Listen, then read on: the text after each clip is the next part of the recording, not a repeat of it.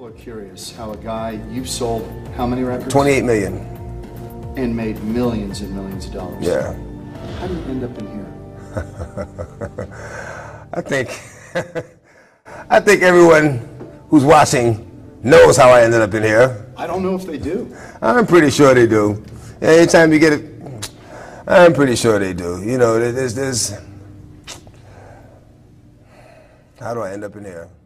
Never let anyone, something another woman friend of mine, Joy, told me, never let anyone take you off your square. And if it feels uncomfortable, then you are probably not in the right place. You know, just don't sell your soul. You know, and men and women do this. You know, I would say even to young boys. I've seen young boys get turned out in this industry too.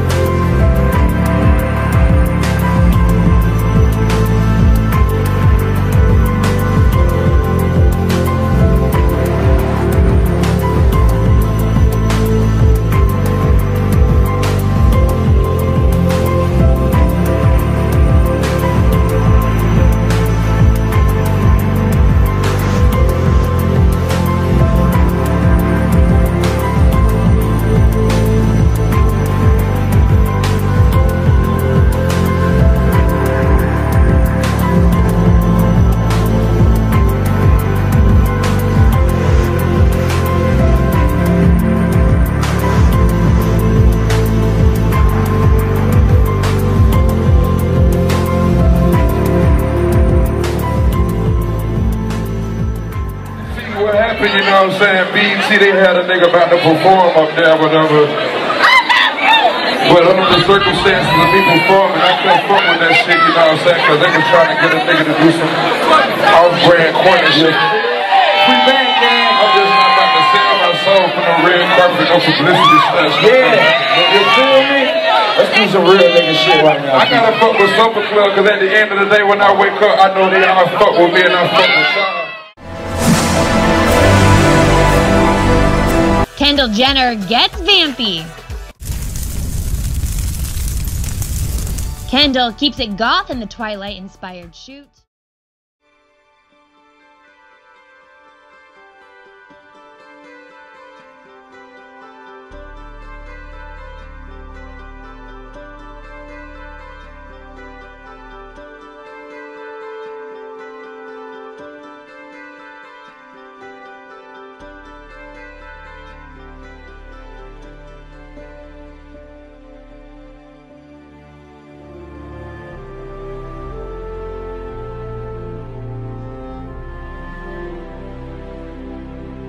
And there's also parts in the album where you speak to Lucy, Lucifer, It's trippy. the devil. So It's trippy. You see both sides of. Yeah, man. It's when I go inside, I may do an after party. I see it all around, man.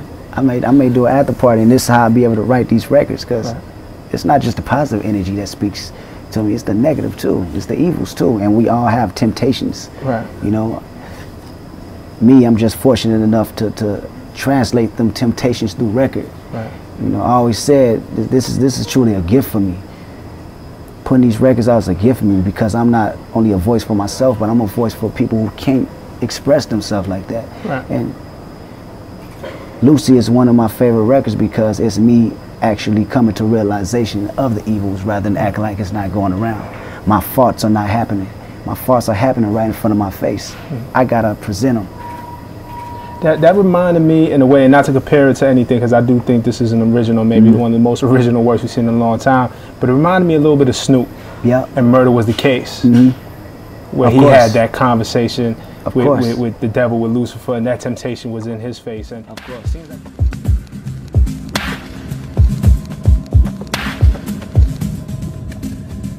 Lucifer Morningstar, is that a stage name? God-given, I'm afraid. Why don't you tell me something? How does she end up dying in a hailstorm of bullets and you get away without a scratch? The benefits of immortality. What will your corrupt little organization do about this? We're done here. Someone out there needs to be punished. Stop caring. You're the devil. America's most watched network unveiled its fall primetime lineup last night, including 7 shows making their debut. Among them, the highly anticipated comedy Angel from Hell. We're never supposed to intervene in a human's life. Oh, is that some sort of angel rule? As a matter of fact, it is, yes. We're supposed to help from afar. Be subtle about things, you know, like implant an inspirational thought or nudge you towards a conditioner that would give your hair that perfect bounce. The Pantene? You're welcome. 2 stars from the upcoming series on the Sci-Fi Network, Childhood's End.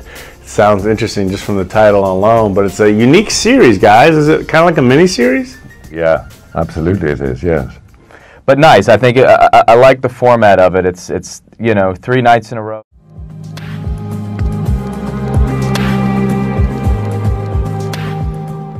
I play, as you say, a character called Corellin, who is an overlord. And the overlords come to Earth at a time when there is economic crises, wars, disease. The world's in a very bad way. Arthur C. Clarke wrote that in 1954. Here we are in 2015. We have economic crises. We have people with not enough food to eat.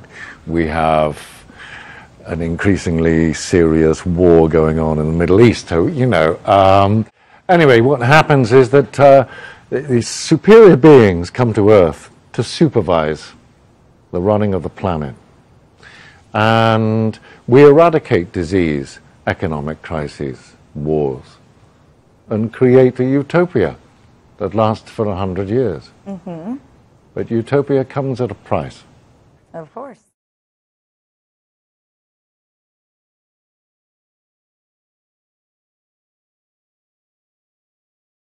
Just being in such an infrastructure like BET, and I still work in the film and television industry, and I have actors that we see on TV every day that are my friends, and I'm in their homes, and I know that they ain't got no money. I've been over rappers' cribs that will go on MTV cribs talking crazy, and I've been in their house like, word, you living a little bit better than me, because it's all based off perception. Even going back to what the brother talked about with the homosexuality with the rappers, here's the kicker. It's not that the rappers are gay. That's not it. That's a misconception. What it is, it's about control. See, that's what makes it, that's why you see so many buffoons nowadays in television and film, doing things that we know are like, wow, Jamie Foxx, you would say that? Wow, Jay-Z, you would actually sit there and do an anti-Semitic commercial? Because they're in a bind, because see, Jay-Z's not gay. I'll use him as an example. He's not gay, but once you reach a certain level within that weapon of mass destruction, you have to give something up. There's something that you're going to give up because you got to be down with that crew. And how do I know? Because it happened to me. That is why I'm standing here talking right now. I reached a certain level in that station. I was the only producer to ever come as a new kid and create a multi-million-dollar revenue generating show. So it's not even reality television. But they understand that majority of us, whether we like it or not, are lazy as hell. On a spiritual level. We think because we work 3 jobs that, nah, I'm not lazy. But spiritually, psychologically, the masses are lazy. But the majority of us, and I know it's going to be kind of harsh, but the majority of us will never fulfill our dreams. So we'll never be in a position to say what we would or would not do. You understand what I'm saying? We'll never be in that position. Because before I got there, I would say the same thing until I got there. You understand? So I literally lived the devil taking me to the mountain and saying, you can either go to the left, you can have all of this. And I was there. It was ritualistically done. The vice president sent his right-hand man to me 3 straight weekends. They do everything in 3s. Well, now it's time for them to introduce me to the inner workings of this monster that's created. And that's why nowadays we see people caught up on secret societies, but it ain't no secret if everybody's talking about it. As a television producer who was Dave Chappelle's stand-in, which means I did his rehearsals season 1 and 2 of Chappelle's show, I saw what happened to Dave. Dave used to give me advice all the time. And one of the key things he told me was, no matter how much money they offer you, and he said they, as he pointed to my chest, he said, never forget who you are or where you come from. And he walked away from me. And I didn't get it at the time until the nigga left. Then I said, oh. And him and Charlie Murphy would tell me the same things all the time. And then I got it. This is a war. And these cats are sorcerers. And we need to take, and I know the words magic and sorcery takes people to make you think that I'm talking about the Eastwick Chronicles or Harry Potter, but this is real.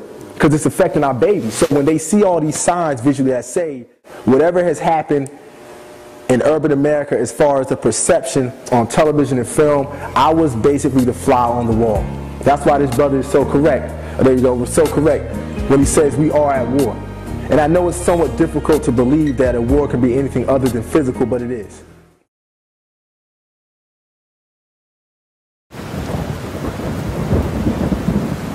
You're asking me, you know what I'm saying, if I was going to sell my soul, telling me what I needed to do to take my career to the next level in dark. And I came to the realization that this world is nothing like we thought it was. And I also came to realize that the world is not controlled and run by the people and the institutions that we're told it is.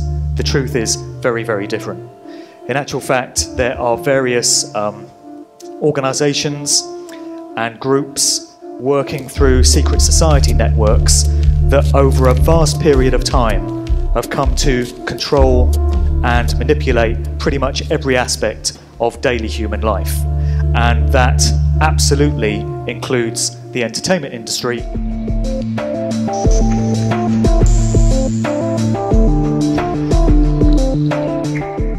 So in all these cases, we have the control system that is running the show when it comes to the music industry, placing their little calling cards and their little clues in plain sight. They're letting you know who owns these artists, because their asses are owned lock, stock and barrel. And there's a phrase that you often hear, which is they've sold their souls for fame and fortune. And I would suggest that rather than that being a myth or a convenient kind of quip or phrase, there is a lot of truth to that statement. I didn't know, you know what I'm saying, I never really heard the gospel in its purest, you know what I'm saying, in purity and in truth, you know what I'm saying. I ain't know that Jesus Christ was the only way.